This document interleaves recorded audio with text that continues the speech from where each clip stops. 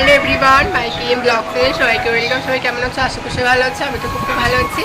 তো আমি এখন এসেছি দিদার বাড়িতে। এটা হচ্ছে আমার দিদা। আর সকালের ব্রেকফাস্ট হচ্ছে সবাইকে গুড মর্নিং। ব্লগটা স্টার্ট করছে 8:35-এ। তো গাইস দেখো, এই তো এখন পরোটা হচ্ছে, পরোটা টিফিন হচ্ছে। তো এটা হচ্ছে দিদা। কেমন হচ্ছে বলো, টেস্টি কেমন হচ্ছে? কে বানিয়েছে জানো? মানে আমার একটা দাদু বানিয়েছে, এত সুন্দর পরোটা বানাতে পারে।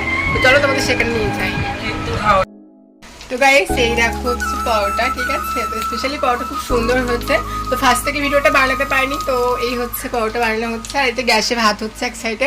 আর এই হচ্ছে আমার দাদু, ইনি হচ্ছে পরোটা বানাচ্ছে। হাই করে দাও।